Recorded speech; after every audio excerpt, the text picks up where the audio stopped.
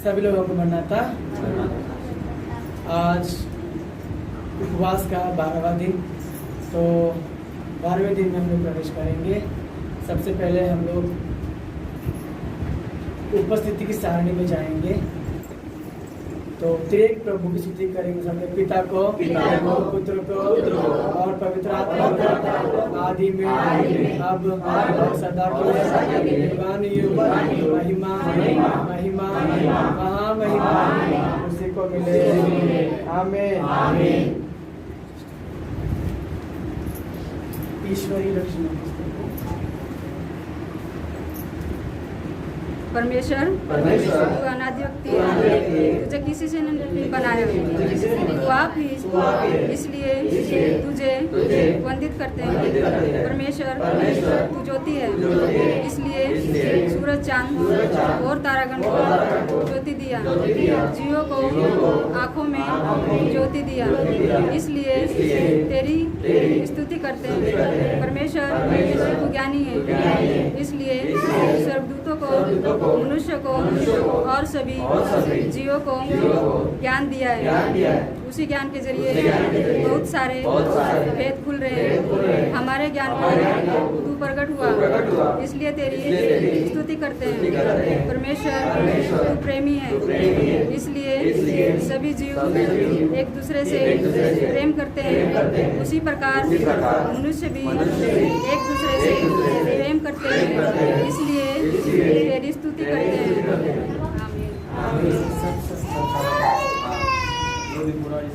परमेश्वर तू न्यायी है, इसलिए तू क्षमा करने वाला है। फिर भी जो गलत है उन्हें दंड देकर क्षमा करता है, इसलिए तेरी प्रणुति करते हैं। परमेश्वर तू पवित्र है, इसलिए संसार में भले ही पाप है, पवित्रता भी है। वर्षा के जलों में, फलों में शुभ्रता दिख रहा है।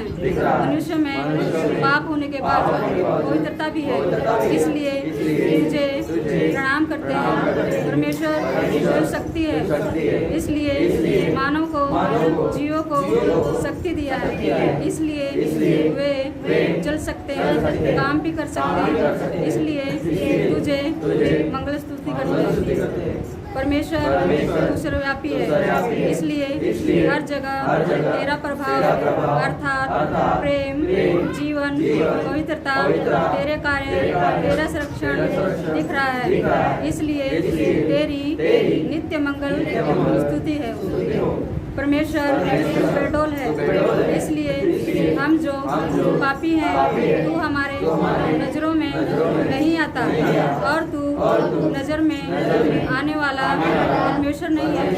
फिर भी किसी को दर्शनों में, किसी को सपनों में प्रकट होता है, इसलिए तुझे हृदय से वंदित करते हैं। परमेश्वर तू स्वतंत्र है, स्वच्छ है, तुझे किसी के सुझाव की जरूरत नहीं है। सब कुछ तू अपने इच्छा के अनुसार करता है, इसलिए तुझे हृदय से वंदित करते हैं। हे ईश्वर धन्यवाद करते हैं कि अपने सुंदर लक्षण सर्वदूतों को, मनुष्य को दिया है। सर्वदूतों में एक दूत पापी ठहरकर तेरे सद्गुणों को अपने में नहीं रख सका, उसी प्रकार सारे मनुष्य भी पापी ठहरकर तेरे गुण अपने में से निकलवा रहे हैं। इसके बावजूद तू उनके प्रति धीरज रख रहा है, इसलिए तुझे वंदित करते हैं। और हे ईश्वर तुझे मांगने वालों के लिए अपनी शक्तियाँ प्रदान करता है, इसलिए हम तुझे नमस्कार करते हैं। हे ईश्वर अपने प्रिय पुत्र यीशु मसीह को संसार में भेजकर उनमें अपने गुण प्रकट किया है, इसलिए तेरी अनगिनत स्तुति करते हैं। हे परमेश्वर इतना ही नहीं, अगर हम परीक्षा ले और सारी वस्तुओं की जो सृष्टि में तेरे सुंदर गुण उनमें है, इसलिए हम तुझे धन्यवाद करते हैं। और हे परमेश्वर, तुझ पर विश्वास करने वालों के दुर्गुणों को निकाल कर मोक्ष में मिला रहा है, जहाँ सदा तेरे सुंदर लक्षणों का अनुभव कर रहे हैं, इसलिए तुझे मंगल स्तुति। मैदानों में शारों जैसा दूजा नहीं कोई ऐसा, किसी राज्य में नहीं गर तुलना कर देखे, किसी राज्य में नहीं गर तुलना कर देखे। सिर काटने का बदला सिर काटना। 10 आज्ञाओं को याद करने पर क्या जान पड़ता है? परमेश्वर की आज्ञाओं के विरुद्ध पाप करने की इच्छा इंसानों में पैदा होती है। यह भी शैतान के सिर से जुड़ा है। शैतान ने कई लोगों में ऐसा ख्याल पैदा कर रखा है कि परमेश्वर ही नहीं, यह ख्याल भी शैतान से जुड़ा हुआ है। परमेश्वर के किए गए उपकारों को स्मरण करते हुए धन्यवाद देने के लिए तैयार बैठे हुए विश्वासी के मन में जाकर उसे रोकती है कि वह धन्यवाद ना करे। वह और कोई भी नहीं बल्कि शैतान ही है। कठिन समय में वह परमेश्वर के प्रति हमें उकसाकर स्तुति करने नहीं देता। एक ही तो बेटा था, मेरा परमेश्वर नहीं सह सका और उसे भी ले लिया। अगर ऐसा ख्याल आ जाए तो स्तुति कैसे कर पाएंगे? यह घिनौना ख्याल शैतान के सिर से जुड़ा हुआ है।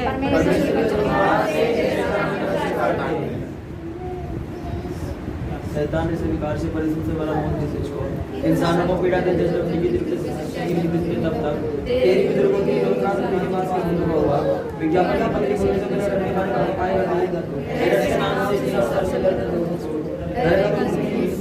आज इसका निकाल के सिर का आज जीवन परमेश्वर का मुझे प्रकट हुआ कि शैतान ने नाम आरंभ प्रार्थना जा रे शैतान, खबरदार तेरी कमजोरी लगी हमारे हाथ, खबरदार तेरी कमजोरी लगी हमारे हाथ। हे पिता, जो तेरी एक परमेश्वर है, तूने वचनों में लिखा है कि शैतान का सामना करो। अभी इसी वक्त तेरे पुस्तक में उसका सामना करते हैं। हमारे सामना करने से शैतान को पीड़ा दिला और तुझे महिमा मिले। हमारे सामना करने से और विजय दिला एशिया को। दयावान पिता, सर्वशक्तिमान पिता, तेरी सर्वशक्ति में से हमें शक्ति देगी, हम शैतान का सामना कर सकें।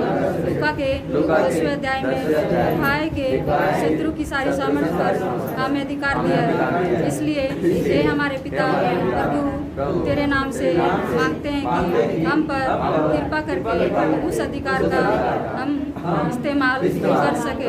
सरलोक को सिरजाया सिरजनहार पिता के नाम से, सरलोक का उद्धार किए उद्धारक यीशु प्रभु के नाम से, सरलोक का सहायक बन के तैयारी करने वाले पवित्र आत्मा पिता के नाम से, त्रिएक परमेश्वर के नाम से, वायुमंडल के बंधनों में बंधा हुआ हे शैतान के चेले, हे शुद्ध आत्मा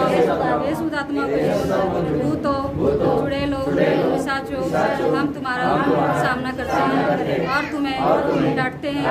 एक परमेश्वर के नाम से आज्ञा देते हैं कि हमारे सामना को और डांट को ध्यान से सुन सके। शैतान का सामना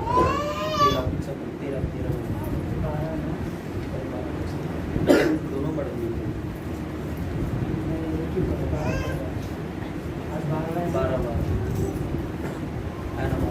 12 है ना, कल इन्होंने दोनों पढ़ दिया 12 12 12 हे शैतान प्रभु यीशु के चेले भक्तजन संसार के लिए पहले सदी में ही प्रार्थना किए थे, तब तू कहाँ गया था? अब हम प्रार्थना करते समय हमें पूछने वाला तू कौन है? तू अशुद्ध आत्मा है, तभी तू अपनी बुद्धि दिखाता है। हमें शैतान के कामों को होने ना देगा तू, शैतान के कामों को होने ना देगा तू, पातालों में उसको भेज देगा तू, पातालों में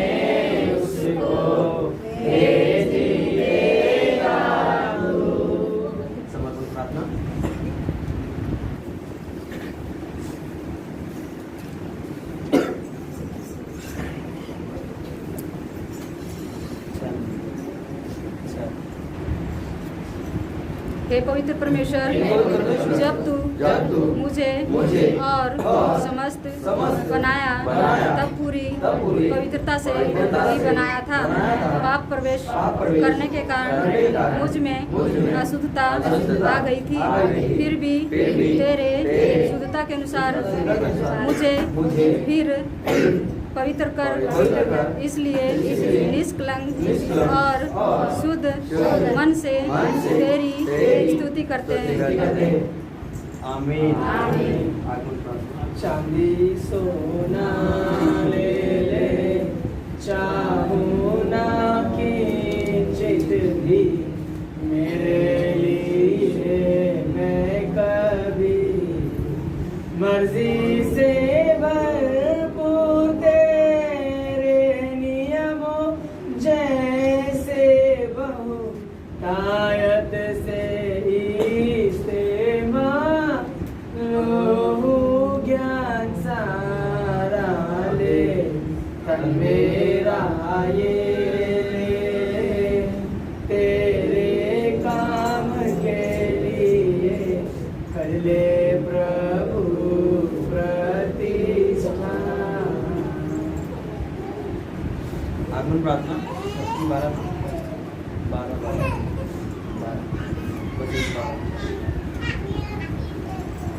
अन्य जाति के लोग कैसे तैयार होंगे, क्योंकि उनमें प्रभु पर विश्वास करने वाले भी हैं, और वे भी हैं जो प्रभु पर विश्वास नहीं करते। कोई एक जाकर उनको आगमन के बारे में बताना होगा, वरना उन्हें विश्वास नहीं होगा। अगर वे तैयार होंगे तो भी ठीक है, नहीं तैयार होंगे तो भी ठीक है। हम प्रार्थना करते हैं कि उन्हें भी तैयार कर बदलो दूल्हा यीशु आएगा जब मिलने, बदलो दूल्हा यीशु आएगा जब मिलने, बदलो पर हम भी जाकर हालेलुया गाएंगे, बदलो पर हम भी जाकर हालेलुया गाएंगे, हालेलुया हालेलुया हालेलुया यीशु को, हालेलुया हालेलुया हालेलुया आमीन। बनाता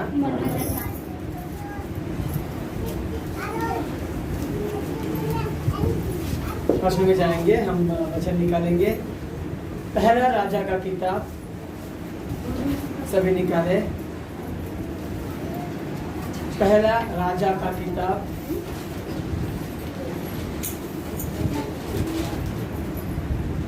19वां अध्याय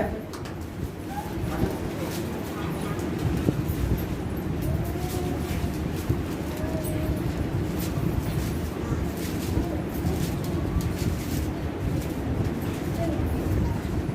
6, 7 और 8 पढ़े। पहला राजा अध्याय 19, 6, 7, 8 वचन पढ़े। उसने दृष्टि करके क्या देखा कि मेरे सिरहाने पत्थर पर पकी हुई एक रोटी और एक सुहारी पानी रखा है। सुरई एक सुरही पानी रखा है। तब उसने खाया और पिया और फिर लेट गया। दूसरी बार यहोवा का दूत आया और उससे छू कर कहा, उठकर उठकर खा, क्योंकि तुझे बहुत लंबी यात्रा करनी है। तब उसने उठकर खाया पिया और उसी भोजन से बल पाकर 40 दिन रात चलते चलते परमेश्वर के पर्वत होरेब को पहुंचा। आमीन। प्रार्थना करेंगे सभी लोग। प्यारे प्रभु जी, मैं धन्यवाद करता हूँ पिता इस समय के लिए प्रभु तुम्हें दिया। तेरा वचन प्रभु कहते जब भी तुम्हें नाम से खड़े होकर बात करो, तुम नहीं तुम्हारे भीतर मेरी आत्मा बात करेगी। मसीह हम दिन को दिन मनुष्य को प्रभु अपने सलीब से छिपा कर अपने दाहों से परमेश्वर कर तेरी आत्मा मुझ में समा कर मेरे मुंह के लिए प्रभु तू तुरई बनकर तू स्वयं तेरी कलीसिया हम सभी से बातें कर। छोटी सी प्रार्थना हमसे बात करने वाले प्रभु यीशु मसीह के महान नाम से मैं मांगता हूँ, सुनकर कबूल कर। आमीन। पिता पुत्र पवित्र आत्मा तेरे प्रभु की आशीष इस 12वें दिन का 12वां आशीष विशेष उपवासियों पर, यहाँ उपस्थित आप सभीयों पर प्रभु की सामर्थ बनकर, उपवास करने की जिद और सहन शक्ति बनकर और उपवास की यात्रा सफल करने का कड़ी तपस्या बनकर सदा सर्वदा तुम्हारे संग रहता रहे। आमीन। प्रभु की महान कृपा से परमेश्वर ने हमें इस उपवास के दिन के 12वें दिन में प्रवेश किया। प्रभु को धन्यवाद करते हैं। दोस्तों, आज हम लोग जानेंगे कि एक व्यक्ति जिसका नाम है एलिया। क्या नाम है उसका? एलिया परमेश्वर का नबी था। कौन था वो? नबी, बहुत बड़ा नबी। एलिया नबी ने किस तरीके से भोजन खाकर सामर्थ पाकर 40 दिन और 40 रात यात्रा किया। ओके, तो उसके बारे में हम लोग जानने के लिए जो हमने पढ़ा था 19वां अध्याय, उसका वचन जो हमने पढ़ा था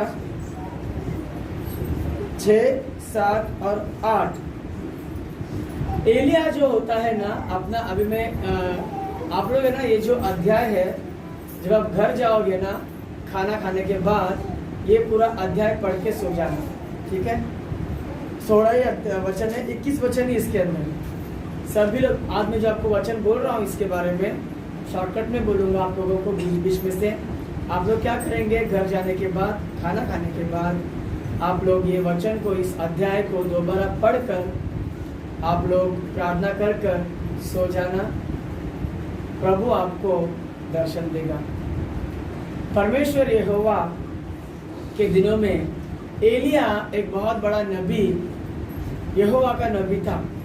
वो अपना जान बचाने के लिए जंगल में दौड़ के एक वृक्ष के नीचे बैठ गया। देखो उसमें लिखा है, 4वां वचन पढ़ो। परंतु वो स्वयं जंगल में एक दिन के मार्ग पर जाकर एक झाऊ के पेड़ के तले बैठ गया। वहाँ उसने यह कहकर अपनी मृत्यु मांगी, हे यहोवा, बस है, अब मेरा प्राण ले ले, क्योंकि मैं अपने पुरखों से अच्छा नहीं हूँ। आमीन। उसने एक झाऊ के पेड़ के नीचे आके बैठ गया। जंगल में से निकल के एक दिन की, जितना एक दिन में यात्रा कर सकते हैं उतना दूर आके एक झाऊ के पेड़ के नीचे आके थका मांदा बैठकर अपना प्राण लेने के लिए प्रभु से प्रार्थना कर रहे। वो थक गया बहुत, क्योंकि ना उसके दुश्मन उसके जान के पीछे पड़े थे। तो वो थका मांदा झाऊ के पेड़ के नीचे बैठकर प्रभु से कहता है, हे प्रभु, मैं मेरे बाप दादा जितना भक्ति करते थे तेरी, उससे ज्यादा अच्छा तो मैं हूँ नहीं।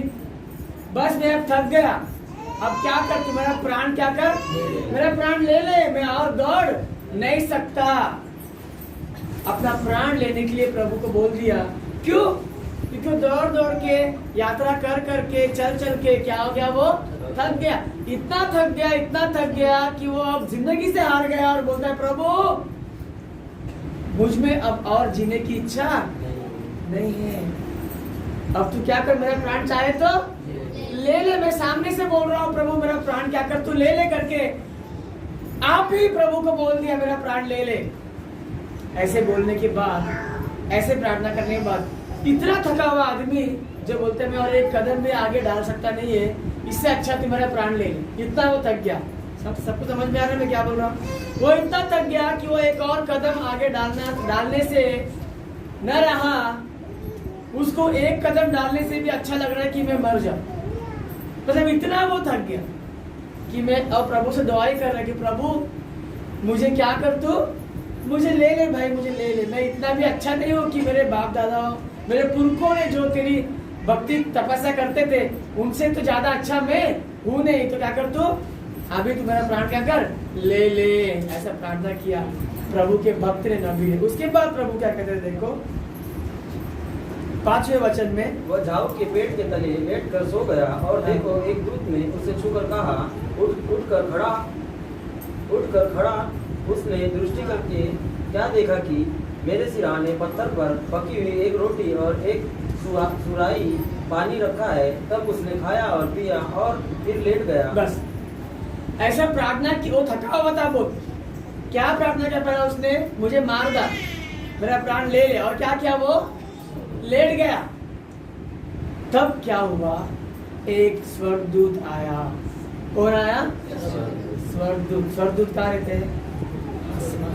इसका नाम ही स्वर्गदूत है। एक दूत है स्वर्गदूत। कहाँ से आया? स्वर्ग से एक दूत आया और उसको क्या किया? उसको छुआ और वो उठा तो वो गायब हो गया। जब उसने उठा तो उसने क्या देखा कि उसके सिरहाने पत्थर पर एक जली हुई पकी हुई रोटी, हाँ जली हुई नहीं, पकी हुई रोटी है ना। हिंदी बहुत तो जरा सी बात यहाँ वहाँ हो गई तो आलू का भालू हो जाती है, ठीक है। तो उसको जगाया किसने? स्वर्गदूत ने। और उसने उठकर क्या देखा कि उसके सिरहाने, उसके सिर के पास, उसके सिरहाने एक पकी हुई रोटी गरम गरम और सुरही में पानी। उसके पहले था क्या? वहां पे नहीं था। थका मांदा बैठ के वो प्रार्थना करके मेरे जान ले ले बोल के वो लेट गया। कुछ भी हो, चाहे दुश्मन मुझे मार डाले चाहे प्रभु मुझे मार डाले, अब यहाँ से उठने की ताकत मेरी नहीं है बोल के वो सो गया। और स्वर्गदूत आया, उसको छुआ दोस्तों, और उसने उठकर क्या देखा? उसके सिरहाने में एक पकी हुई रोटी रखी है और एक सुरही में पानी रखा है। वो क्या किया? फटाफट खाया ना, वो खाया और फिर क्या किया? वो फिर सो गया। और उसके बाद क्या हुआ आगे? दूसरी बार यहोवा का दूत आया और उसे छूकर कहा उठकर खा, क्योंकि तुझे बहुत लंबी यात्रा करनी है। तब उसने उठकर खाया पिया और उसी भोजन से बल पाकर 40 दिन रात चलते चलते परमेश्वर के पर्वत होरेब को पहुंचा। आमीन। ये मुझे बोलना है। सबसे पहले बिना रोटी बिना पानी का वो थका मंदा, मेरे जान ले ले प्रभु करके वो सो गया। पहली बार स्वर्गदूत आया, उसको जगाया। जब उसने देखा, स्वर्गदूत क्या हो गया? स्वर्गदूत तो नहीं है, लेकिन वहां पर सिरहाने में पकी हुई रोटी और सुरही में पानी मिला। उसने खाया पिया और फिर क्या किया? फिर सोया। अब स्वर्गदूत दोबारा आया और उसको जगाया और उससे क्या कर रहा है? बात कर रहा है। क्या बोल रहा है? उठ खड़ा हो जा और दोबारा खा। तुझे बहुत लंबी यात्रा करनी है, तुझे यात्रा करनी है। वो यात्रा कैसे बोलते हैं? पढ़ो वो। दूसरी बार यहोवा का दूत आया और उससे छूकर कहा उठकर खा, क्योंकि तुझे बहुत लंबी यात्रा करनी है। बस उठकर खा। क्यों खा? तुझे बहुत लंबी यात्रा करनी है करके हिंदी में लिखा है। बाकी भाषा में लिखा है तेरे शक्ति के बाहर तक यात्रा करना है। बहुत लंबी यात्रा मतलब क्या? उसका मतलब है तेरे शक्ति से परे, तेरे शक्ति के बाहर तुझे क्या करने का है? तेरे को यात्रा करना है। देखो इसकी शक्ति खत्म हो गई। समझ में आ रहा है? इसकी शक्ति क्या हो गई? खत्म हो गई शक्ति इसकी। और बोल रहा है कि मैं अब तू मेरा प्राण ले ले, प्रभु बोल रहा है। अब स्वर्गदूत आया, पता नहीं वो रोटी स्वर्ग से लाया होगा, रोटी और पानी दिया। वो थोड़ा लेट आराम किया, फिर स्वर्गदूत आया, उसको जगाया, बोलता है उठकर फिर से खा। और खा के तुझे बहुत लंबी यात्रा तेरे को करना है। ये बंदा क्या बोल रहा है, प्रभु मुझे मार दा, लेकिन प्रभु की मर्जी क्या है, तुझे बहुत लंबी यात्रा अभी करने का है। और वो क्या किया, उठ के खाया और उसी खाने के बलबूते पर 40 दिन 40 रात क्या क्या उसने यात्रा किया है। हालेलुया। हम लोग तो हर दिन खाते हैं, एक टाइम खाते कि नहीं खाते? कोई उपवास में एक टाइम खाते हैं, कोई उपवास में 2 टाइम खाते हैं, कोई उपवास में 3 टाइम भी खाते हैं। लेकिन ये और हम लोग उसके ऊपर थके हुए भी है क्या? इतने थक गए हम लोग कि अब मरने तक आ गया? नहीं ना, अभी हम लोग इतने थके नहीं हैं, लेकिन हम लोग हार मान जाते हैं। 10 दिन कैलेंडर बदली किया, 1 तारीख मालूम पड़ा अभी 30 दिन बाकी है। किसके लिए? उपवास खत्म होने के लिए। अभी 30 दिन बाकी है भाई। अप्रैल 2 तारीख को गुड फ्राइडे है। कब है गुड फ्राइडे? चौथे महीने के 2 तारीख को गुड फ्राइडे है। तो मेरे को भी लगा जैसे कैलेंडर बदली किया घर पे, मैं बोला बाप रे, आज तो 1 तारीख है, अभी तो पूरा कैलेंडर ही भरना बाकी है। ऐसे लगा मुझे 30 दिन देख के, आप लोग को भी लगा होगा। लेकिन दोस्तों, प्रभु का वचन पढ़ने से सामर्थ्य मिलता है। इसके लिए हमें प्रार्थना करते हैं ना, आज हमारी दिन भर की रोटी आज हमें, आज की दिन भर की रोटी आज हमें दे, तो हम खाएंगे तो कल क्या पाएंगे? सामर्थ पाएंगे। कल फिर से प्रार्थना करेंगे, आज हमारी दिन भर की रोटी आज हमें दे। मतलब हर दिन की रोटी हर दिन प्रभु देता है। इसीलिए जो प्रार्थना है ना, हर दिन रखी गई है, हर दिन रखी गई है, ताकि आप लोगों को हर दिन क्या मिल सके? रोटी मिल सके।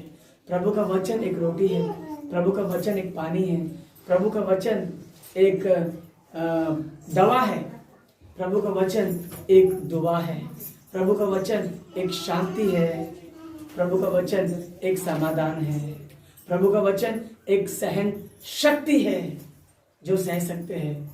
अब एलिया को स्वर्गदूत कहता है, उठ खड़ा हो और खा ले, क्योंकि तुझे बहुत लंबी यात्रा करनी है अभी। और लिखा है कि उसी खाने के बलबूते पे एलिया नबी ने 40 दिन 40 रात क्या किया? यात्रा किया और होरेब नामक पर्वत पर क्या वो चढ़ गया। इतनी शक्ति कहां से मिली उसको? बीच में कुछ नहीं खाया, बीच में कोई दर्शन नहीं प्रभु का, 40 दिन तक कोई दर्शन नहीं प्रभु का। 40 दिन के पहले दर्शन से आपको बोलता हूँ, उपवास चालू होने के 1 दिन पहले ही क्या करो तुम लोग? उपवास रह के शक्ति मांग लो प्रभु से। मगर हम लोग को जमता नहीं ना वैसा। बुधवार को उपवास चालू, तो मंगलवार के रात के 12:30-1 बजे तक घुसटने के अपने को कि कल से भी क्या है, रात को 1 बजे तक घसरते रहो। अरे वो सुबह तक ही रहेगा ताकत तुम्हारी। सुबह पेट खाली, तुम भी खाली, वो थोड़ी तुमको मिलेगा सामर्थ आगे 40 दिन तक नहीं मिलेगा। तुमको सामर्थ मिलेगा तो प्रभु की आत्मा के द्वारा मिलना है, अलग सामर्थ है वो सामर्थ स्वर्ग से उतरनी चाहिए। जैसे इसकी रोटी, सूर्य का पानी कहां से उतरा? स्वर्ग से उतरा। स्वर्ग दूत दर्शन दिया उसको। ओके, अब पहुंच गया वो। पहुंचने के बाद क्या होता है? पढ़ो तो आगे के, मुझे अभी दिखाई नहीं दे रहा। वहाँ एक गुफा में जाकर टीका और यहोवा का यह वचन उसके पास पहुंचा। वहां पे एक गुफा में जाके वो टीका भाई, और 40 दिन पूरे होते ही परमेश्वर यहोवा का वचन उसके पास आया और क्या कहता है? देखो, हे एलिया, तेरा यहाँ क्या काम? उसने उत्तर दिया, स्वर्गदूत बोलता है कि तू खा, तेरे को लंबी यात्रा करने का है, तू जा। और वो सामर्थ पाके चल के 40 दिन यात्रा, दिन रात यात्रा किया और परमेश्वर के पहाड़ होरेब नामक पहाड़ पर गया और एक गुहा में टिका रहा। तो प्रभु पूछता है उसको, हे एलिया, तेरा इधर क्या काम है? तू इधर क्यों आया? ऐसा ही इसका मतलब, तेरा क्या काम? तो एलिया जवाब देता है, प्रभु मेरे पीछे, मेरे जान के पीछे बहुत दुश्मन पड़े हैं, अब मैं अकेला ही बच गया, इसराइल के लोगों में मैं अकेला ही बच गया, प्रभु मैं क्या करूं करके। तो देखो प्रभु फिर क्या बोलता है। हाँ, उसने उत्तर दिया, सेनाओं के परमेश्वर यहोवा की निमित्त मुझे बड़ी जलन हुई है, क्योंकि इस्राएलियों ने तेरी वाचा टाल दी है, तेरी वेदियों को गिरा दिया और तेरे नबियों को तलवार से घात किया है, और मैं ही अकेला रह गया हूँ और वे मेरे प्राणों के भी खोजी है। उसने कहा, निकलकर यहोवा के सम्मुख पर्वत पर खड़ा हो, और यहोवा पास से होकर चला और यहोवा के सामने एक बड़ी प्रचंड आंधी से पहाड़ फटने और चट्टानों बस ये सब बोल दिया एलिया ने। तो प्रभु ने क्या बोला, ठीक है तू कहाँ खड़ा बोलता है आगे, पहाड़ पर। क्या कहाँ जाने के लिए बोला उसके? वहां से, गुहा से, उसके नीचे ही पढ़ो थोड़ा सा, ऊपर ही, उसके ऊपर यहोवा के सम्मुख तू पर्वत पर क्या हो जा बोलता है, खड़ा हो जा। अब खड़ा तो हो गया वो, उसके बाद देखो क्या आया पता है, बहुत बड़ी आंधी आई। पहाड़ के ऊपर आंधी आएगा तो आदमी कैसा हो जाएगा? आंधी में तूफान ना, धरती पे तूफान का यहाँ वहां घूम मुड़ जाते हैं। वो बंदा पहाड़ पर चढ़ा है, बहुत बड़ी आंधी आई, उस आंधी में यहोवा प्रकट नहीं हुआ। उसके बाद बहुत बड़ा भूकंप हुआ, उस भूकंप में भी यहोवा प्रकट नहीं हुआ। उसके बाद बहुत बिजली चमकी, उस बिजली में भी यहोवा प्रकट नहीं हुआ। ऐसे लिखा है ना, पढ़ो।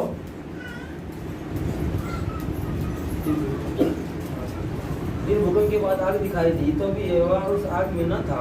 फिर आग के बाद एक दबा हुआ धीमा शब्द सुनाई दिया। बस जब ये 3 पार हो गया, आंधी, भूकंप और आग, जब ये तीनों भी परीक्षाएं पार हो गए, हाँ, ये सुनते ही एलिया ने अपना, फिर भूकंप के बाद आग दिखाई दी, तो भी यहोवा उस आग में न था।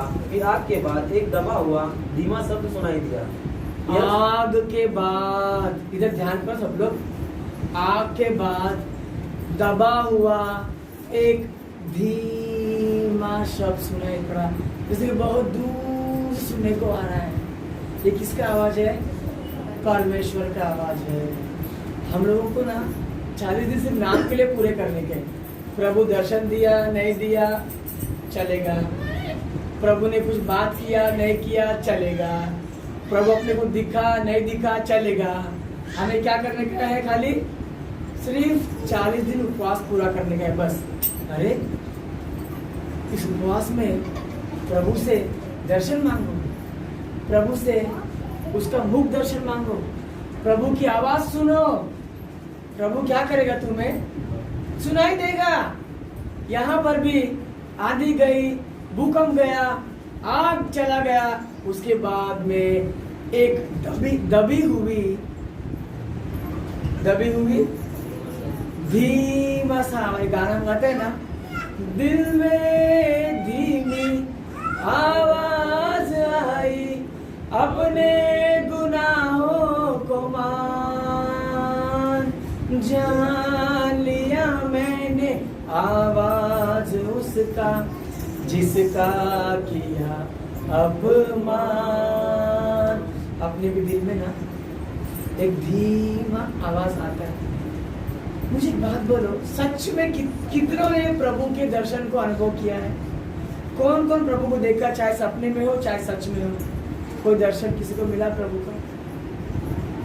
मैं बोलता हूँ, मैंने प्रभु का दर्शन मुझे मिला है।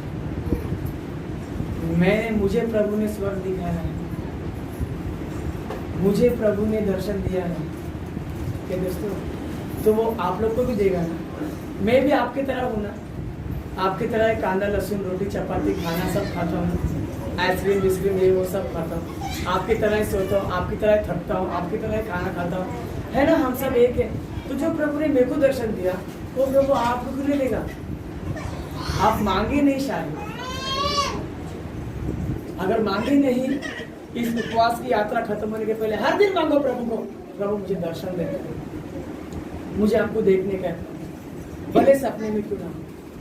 मैं इतना महान तो नहीं हूं कि मैं तेरे को रूबरू देख सकूं, लेकिन तो सपने में सही तुम्हें दिख प्रभु, दिखा प्रभु, अपना रूप दिखा प्रभु करके प्रभु से जरा मांगो। अगर इच्छा होगी तो मांगो, तो प्रभु इच्छा पूरा करेगा। इच्छा नहीं है तो कोई कुछ भी नहीं कर सकता, कोई कुछ नहीं कर सकता, कोई कुछ नहीं कर सकता। क्या तुम्हें इच्छा नहीं प्रभु के दर्शन हो? है ना इच्छा? अगर इच्छा है तो मांगो प्रभु। आज प्रभु ने एलिया को, इसके लिए आपको बोल रहा हूँ, एलिया का उपवास एक अजीब उपवास है। दिए गए खाना और रोटी और पानी के द्वारा 40 दिन रात उसने क्या किया? यात्रा किया। फिर थका नहीं वो, फिर नहीं बोला कि मेरा प्राण ले ले, मैं थक गया, अभी बस मैं लेटता हूँ, नहीं लेटा वो हार नहीं गया, चलता गया चलता गया चलता गया चलता गया, चलता ही गया। वैसे ही हम भी इस उपवास की यात्रा में चलते ही जाना चाहिए, चलते ही जाना चाहिए, चलते ही जाना चाहिए, चलते ही जाना चाहिए। ट्रेन अपने समय पे चल रहा है, बस अपने समय पे चल रहा है, हमारी मजदूरी भी, हाजिरी भी अपने समय पे चल रहा है। फिर अपने समय पे हम लोग चर्च में क्यों नहीं आना चाहिए? ये यात्रा भी छूटना नहीं चाहिए, कलीसिया की सहभागिता भी छूटना नहीं चाहिए, टूटना नहीं चाहिए।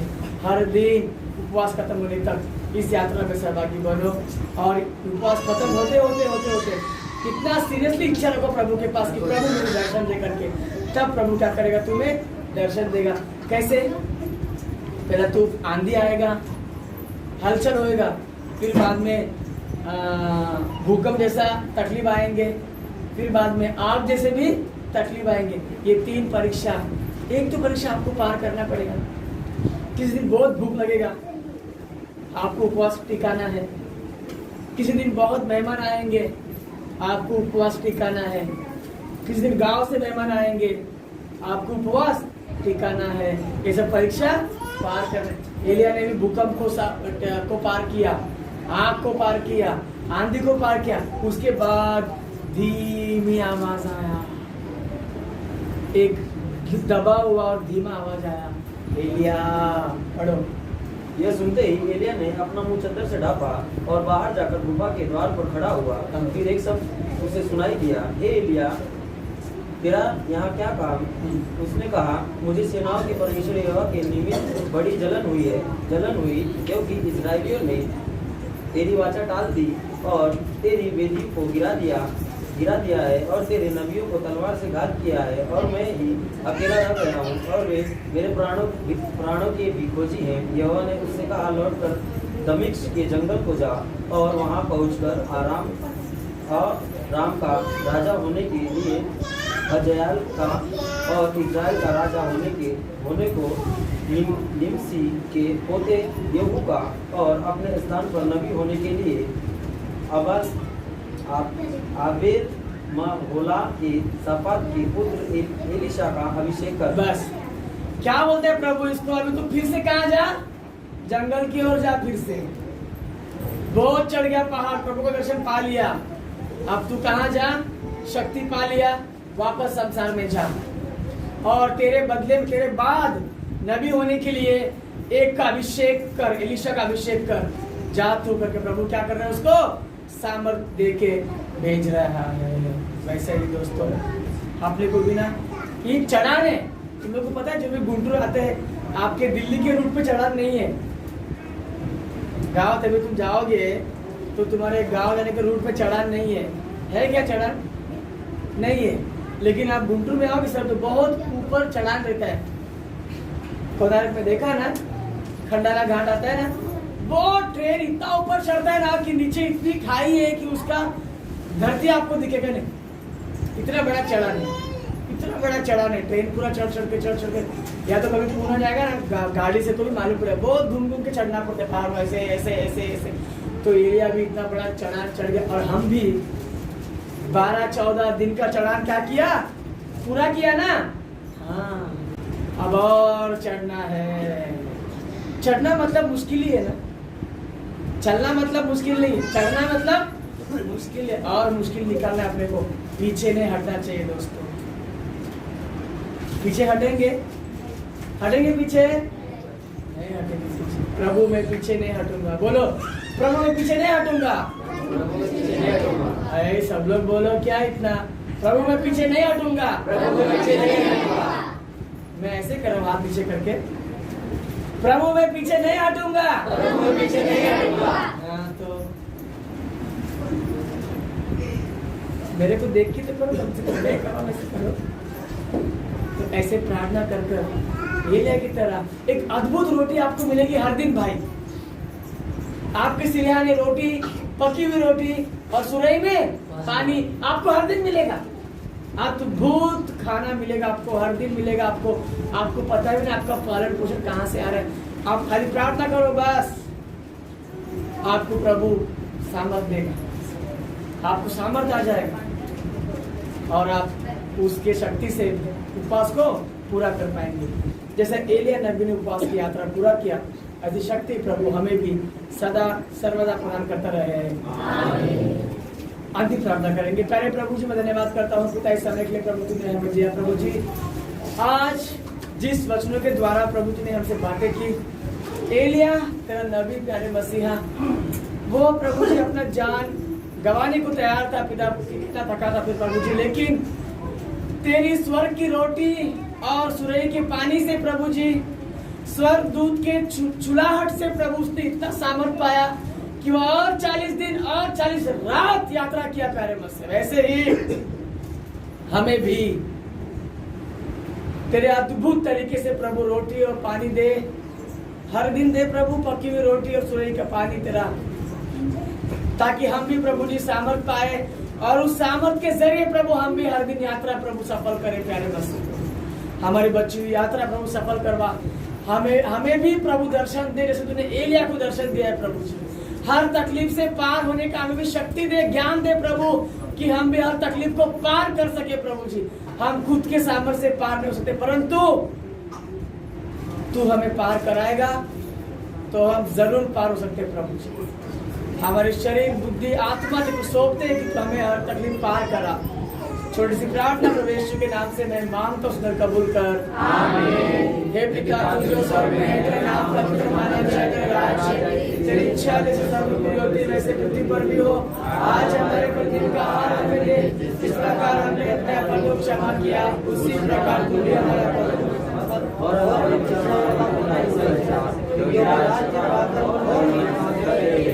आमीन। प्रभु यीशु की जय हो, इब्लीस के काम का नाश हो। प्रभु यीशु की जय हो, इब्लीस के काम का नाश हो।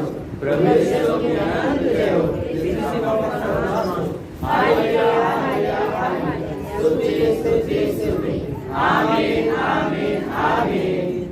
पिता पुत्र पवित्र आत्मा तेरे प्रभु की आशीष विशेष उपवासियों पर, विशेष यहाँ उपस्थित सभीयों पर, अपनी बची हुई यात्रा एलिया की तरह सफल करने के लिए सिरहाने पकी हुई रोटी बनकर, सुरई का पानी बनकर, स्वर्गदूत का और पवित्र आत्मा का चुलाहट बनकर सदा सर्वदा तुम्हें सामर्थ देकर हर तकलीफ से, हर मुश्किल से सामना कराते हुए तुम्हें पार कराने की आशीष अब से लेकर सदा प्रभु तुम्हें देता रहे। आमीन।